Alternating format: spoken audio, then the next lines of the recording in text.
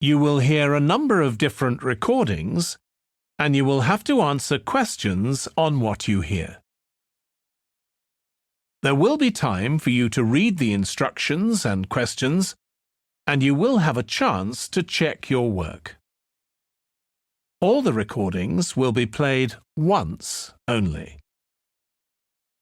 The test is in 4 sections. At the end of the test, you will be given 10 minutes to transfer your answers to an answer sheet. Now turn to Section 1.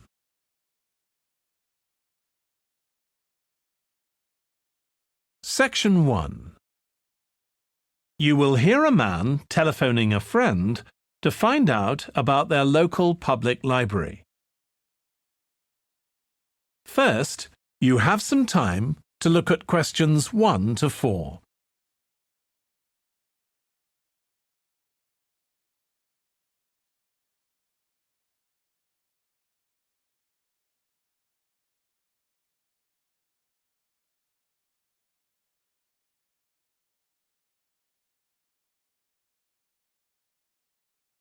You will see that there is an example that has been done for you.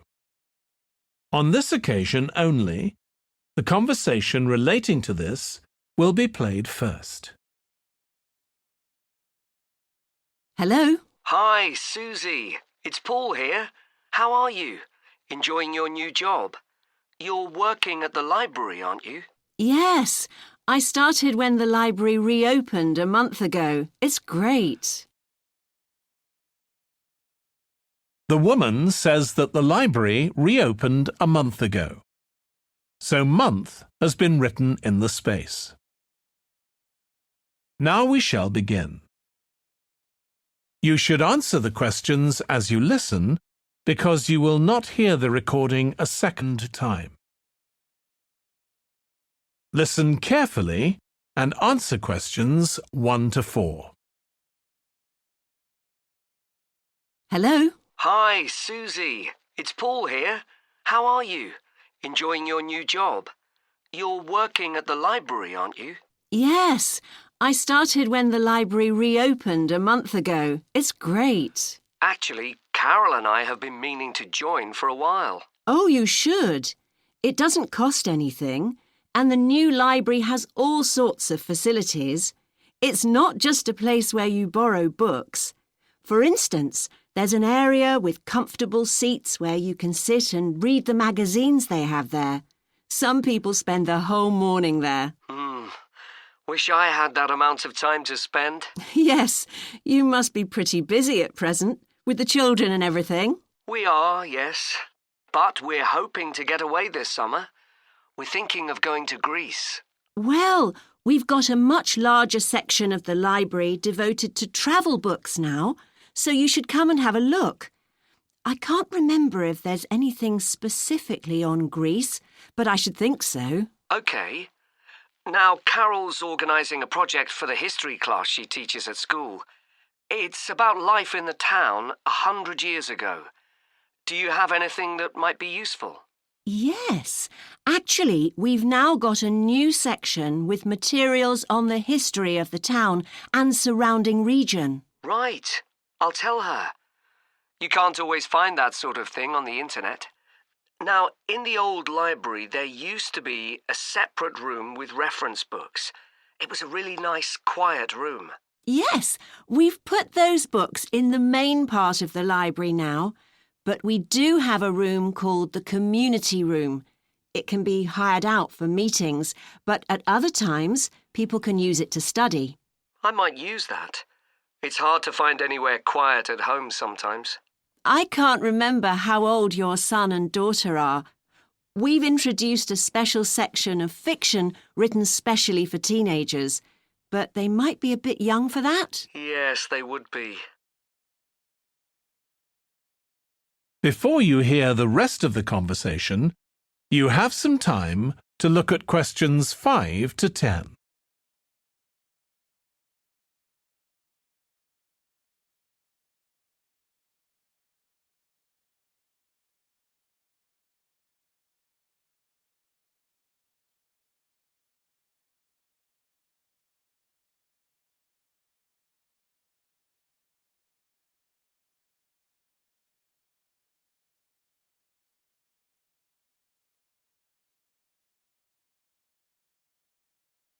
Now listen and answer questions 5 to 10.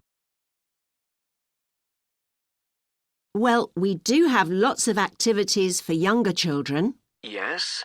For example, we have a science club. At the next meeting, they're going to be doing experiments with stuff that everyone has in the kitchen, sugar and flour and so on. They might be interested, yes. And we have a competition for children called Reading Challenge. That doesn't begin until after the end of term. They have to read 6 books and they get a certificate if they manage it. So that gives them something to do while they're on holiday, instead of getting bored. That's the idea. And there's special activities for adults too. On Friday, we have a local author called Tanya Streep, who's going to be talking about her new novel. It's called Catch the Mouse, and she based the story on a crime that actually took place here years ago. Right.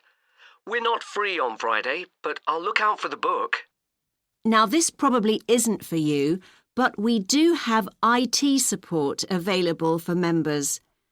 We get quite a few older people coming along who are wanting to get up to speed with computer technology. It's on Tuesday mornings. They don't need to make an appointment or anything. They just turn up. Well, my mother might be interested. I'll let her know. OK.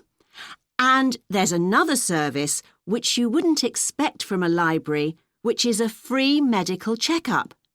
The hospital arranges for someone to come along and measure the level of sugar in your blood, and they check cholesterol levels at the same time. Really? Yes, but that's only for the over 60s, so you wouldn't qualify. OK. Well, I'll tell my mother. She might be interested. What other information? Well, we do have a little shop with things like wall charts and greetings cards, and also stamps, so you can post the cards straight away, which is really useful. Yeah. Well, I'll bring the children round at the weekend and we'll join. Oh, one more thing. I'll be bringing the car. Is there parking available? Yes, and it's free in the evening and at weekends. Perfect. Well, thanks, Susie. See you soon. That is the end of section 1. You now have half a minute to check your answers.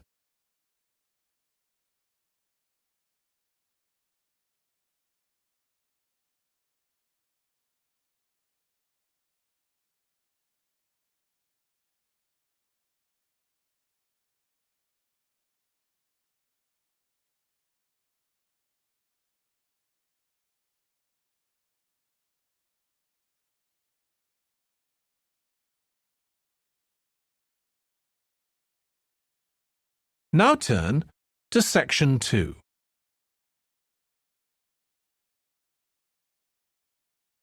Section 2.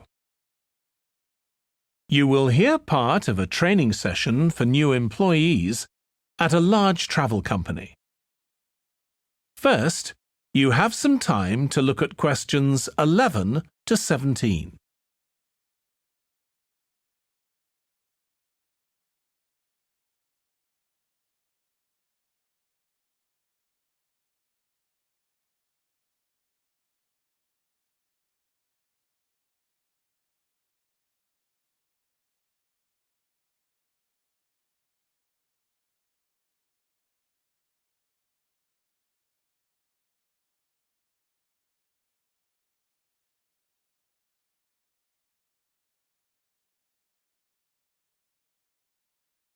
Now listen carefully and answer questions 11 to 17. In this session in your training day, we're going to look at some of the more specialized holidays we offer at BC Travel. Now, the travel business is very competitive, and it's important to be aware of how the market's changing and developing. In terms of age groups, the over 65s are an important market, and one that's increasing steadily year on year. The fewest holidays are taken by the 31 to 42-year-olds, and that figure shows no sign of rising. The biggest market at present is still the youngest group, the 16 to 30s, but this group's also seen the biggest drop over the last few years, whereas there's a noticeable growth in the number of holidays taken by the 55 to 64-year-olds. As far as the 43 to 54-year-olds are concerned, bookings there are steady, but I have to say we haven't seen the increase we expected. One trend we're noticing with nearly all age groups is the growing popularity of holidays in which clients do some kind of specialized activity. I'm not talking here about adventure holidays where clients take part in high-risk activities like white water rafting just for the thrill of it. Activity holidays usually involve rather less high-risk sports or things like art and music. They're not necessarily cheaper than ordinary holidays, often the opposite, in fact, but they do often take place outside the main tourist centers, which gives an opportunity for clients to find out more about the local people and customs. And many say this is one of the most positive features of these holidays. Of course, they offer the chance to develop a new skill or talent, but clients often say that more than this, it's the chance to create lasting relationships with other like-minded people. That's the main draw. Let me give you some examples of BC travel activity holidays. Our painting holidays take place in 4 different centers in France and Italy, and they're very popular with clients of all abilities from beginners onwards. We've got an excellent team of artists to lead the classes. Some of them have been with us from the start, and 5 additional ones will be joining us this year so that we can offer a greater number of classes in each center. As far as cooking holidays are concerned, I know a lot of agents offer holidays where clients cook recipes related to one particular country, usually the one they're staying in, but we focus on dishes from a great many different ones. Apart from that, you'll find the usual emphasis on good quality organic ingredients. That's more or less a given nowadays, and there are generally some meat-free recipes included. Our photography holidays take place in a wide range of countries from Iceland to Vietnam, and clients have the opportunity to see some stunning scenery. Groups are small, no more than 8, so clients can have one-on-one tuition during the holiday, and excursions are arranged with fully trained guides.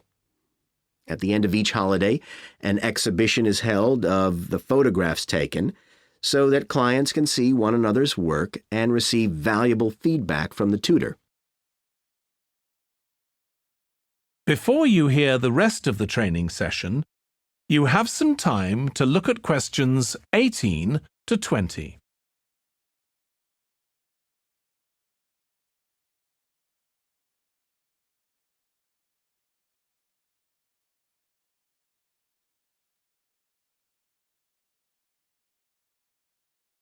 Now listen and answer questions 18 to 20. Finally, let me tell you about our fitness holidays.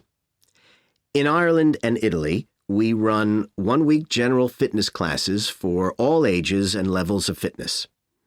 Clients start the course with a consultation with a trainer, and together they draw up an individual program. As well as improving general fitness, clients find that they end up losing much of the stress they've built up in their daily lives. In Greece, we have a 2-week holiday for clients who want to do something about their weight. This has all the features you'd expect, like a personalized diet program, but one of its most popular features is that the exercise classes are all held on the beach. People say it's far preferable to being in a gym. Finally, we offer several holidays in Morocco. One very popular one is the mountain biking holiday. Bikes are provided, and there are different routes according to people's ability. We offer one which is tailored to the needs of families, which is particularly popular. Okay, so that's about all the time I have today, so thank you very much. That is the end of section 2. You now have half a minute to check your answers.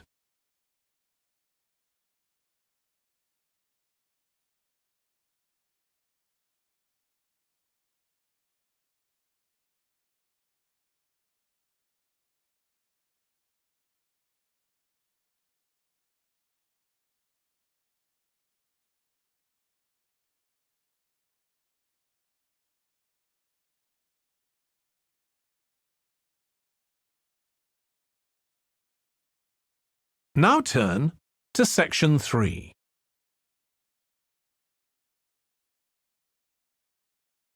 Section 3.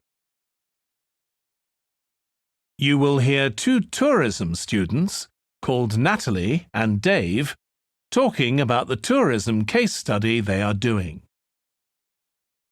First, you have some time to look at questions 21 to 26.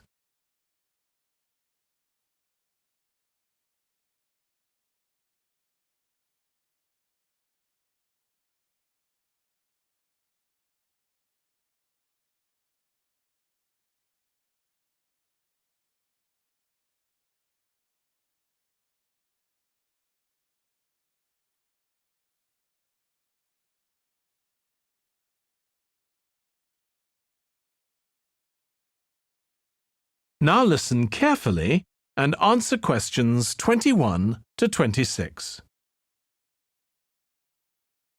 Dave, I'm worried about our case study. I've done a bit of reading, but I'm not sure what's involved in actually writing a case study. I missed the lecture where Dr. Baker talked us through it. OK, well, it's quite straightforward. We've got our focus. That's tourism at the Horton Castle site. And you said you'd done some reading about it? Yes, I found some articles and made notes of the main points. Did you remember to keep a record of where you got the information from? Sure, I know what a pain it is when you forget that. OK, so we can compare what we've read. Then we have to decide on a particular problem or need at our site. And then think about who we're going to interview to get more information. OK, so who'd that be? The people who work there? And presumably some of the tourists too? Yes, both those groups. So we'll have to go to the site to do that, I suppose. But we might also do some of our interviewing away from the site. We could even contact some people here in the city, like administrators involved in overseeing tourism. OK, so we'll need to think about our interview questions and fix times and places for the meetings. It's all going to take a lot of time. And if we can, we should ask our interviewees if they can bring along some numerical data that we can add to support our findings. And photographs? I think we have plenty of those already.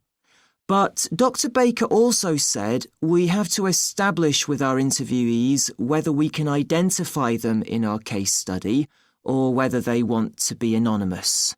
Oh, I wouldn't have thought of that.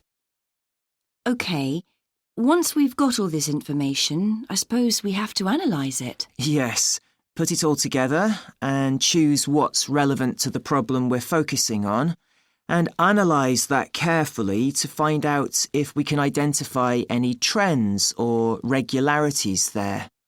That's the main thing at this stage, rather than concentrating on details or lots of facts. OK, and then once we've analysed that, what next? Well, then we need to think about what we do with the data we've selected to make it as clear as possible to our readers. Things like graphs or tables or charts. Right. Then the case study itself is mostly quite standard. We begin by presenting the problem and giving some background, then go through the main sections. But the thing that surprised me is that in a normal report, we'd end with some suggestions to deal with the problem or need we identified. But in a case study, we end up with a question or a series of questions to our readers, and they decide what ought to be done. Oh, I hadn't realised that. Before you hear the rest of the discussion, you have some time to look at questions 27 to 30.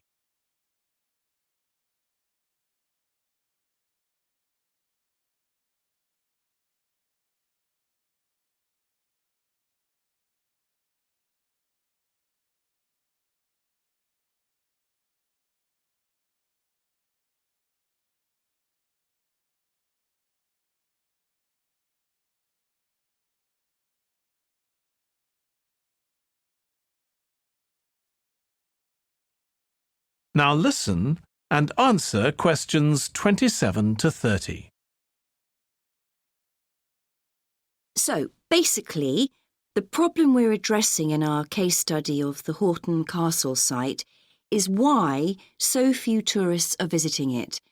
And we'll find out more from our interviews, but I did find one report on the internet that suggested that one reason might be because, as far as transport goes, access is difficult. I read that too, but that report was actually written 10 years ago when the road there was really bad, but that's been improved now.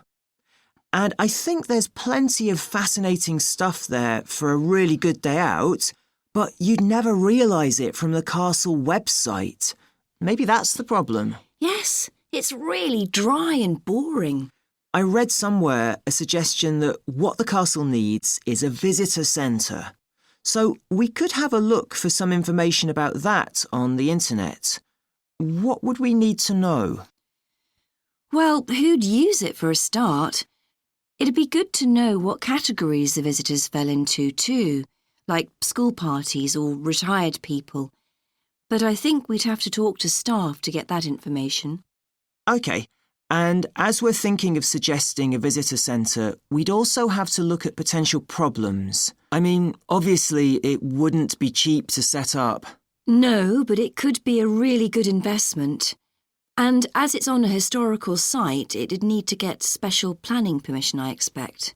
That might be hard. Right, especially as the only possible place for it would be at the entrance, and that's right in front of the castle. But it could be a good thing for the town of Horton. At present, it's a bit of a ghost town. Once they've left school and got any skills or qualifications, the young people all get out as fast as they can to get jobs in the city, and the only people left are children and those who've retired. Right. Something else we could investigate would be the potential damage that tourists might cause to the castle site. I mean, their environmental impact. At present, the tourists can just wander around wherever they want. But if numbers increase, there might have to be some restrictions, like sticking to marked ways. And there'd need to be guides and wardens around to make sure these are enforced. Yes, we could look at that too. OK, well, we've certainly managed... That is the end of section 3. You now have half a minute to check your answers.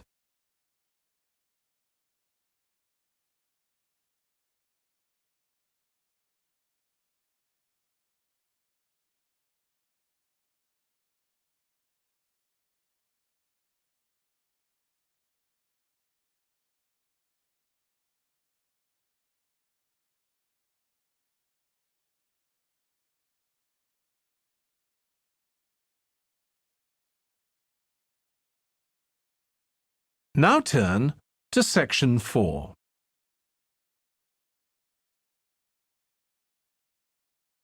Section 4.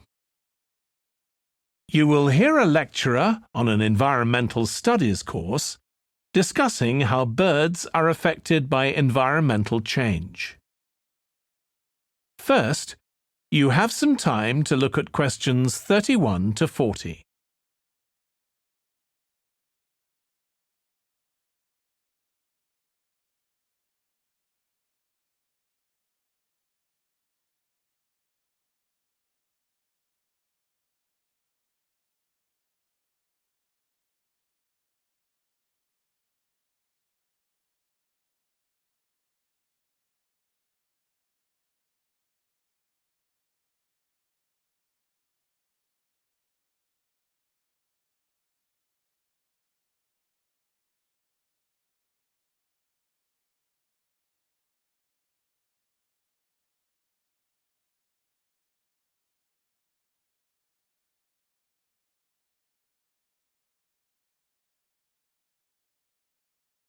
Now listen carefully and answer questions 31 to 40. OK, so we've been looking at how man-made changes in our environment can affect wildlife. Now, I'll discuss a particular example. Let's take a look at mercury.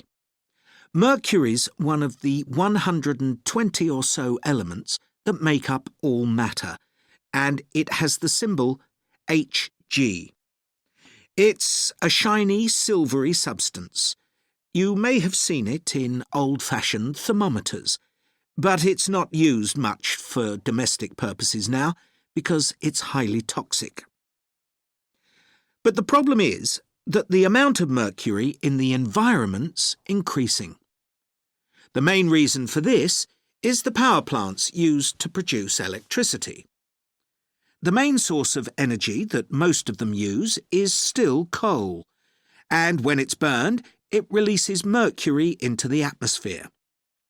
Some of this gets deposited into lakes and rivers, and if it's ingested by a fish, it's not excreted. It stays in the fish's body, and it enters the food chain. So, it's been known for some time that birds which eat fish may be affected. But what wasn't known until quite recently is that those that eat insects can also be affected. So, a woman called Claire Varian Ramos is doing some research on how this is affecting birds. And rather than looking at how many birds are actually killed by mercury poisoning, she's looking for more subtle sub-effects. And these may be to do with the behaviour of the birds, or with the effect of mercury on the way their brain works, so whether it leads to problems with memory, for example. And she's particularly focusing on the effects of mercury on bird song. Now, the process of song learning happens at a particular stage in the bird's development. And what you may not know is that a young bird seems to acquire this skill by listening to the songs produced by its father, rather than by any other bird. And Varian Ramos has already found in her research that if young male birds are exposed to mercury, if they eat food contaminated with mercury, then the songs they produce aren't as complex as those produced by other birds. So, quite low-level exposure to mercury is likely to have an impact on male birds in a natural situation because it can mean that they're less attractive to female birds, and so it can affect their chances of reproduction.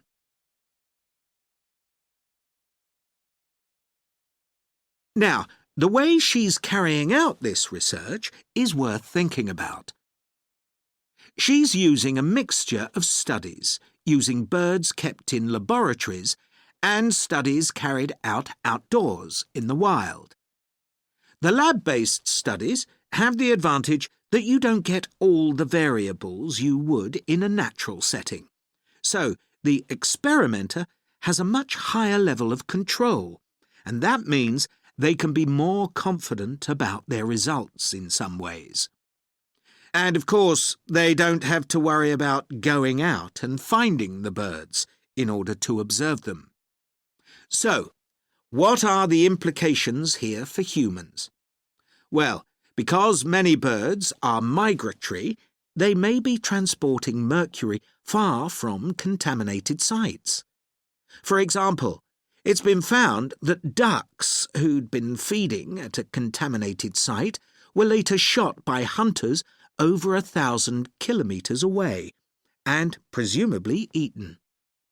But these birds likely had mercury levels high enough to warrant concern for human consumption. In addition, going back to song learning by birds, we saw that this may be affected by mercury contamination.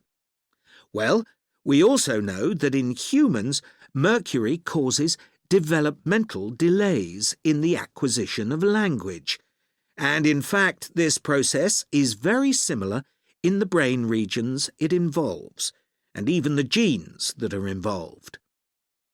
But mercury contamination has other important implications for humans as well. It's now known that an unborn child can be affected if the food eaten by its mother contains high levels of mercury, and these effects can be quite substantial. In the end, it comes down to whether more value is placed on human economic well-being or environmental well-being. It's true there are new regulations for mercury emissions from power plants, but these will need billions of dollars to implement and increase costs for everyone. Some argue that's too much to pay to protect wildlife. But as we've seen, the issues go beyond that, and I think it's an issue we need to consider very carefully. That is the end of section 4. You now have half a minute to check your answers.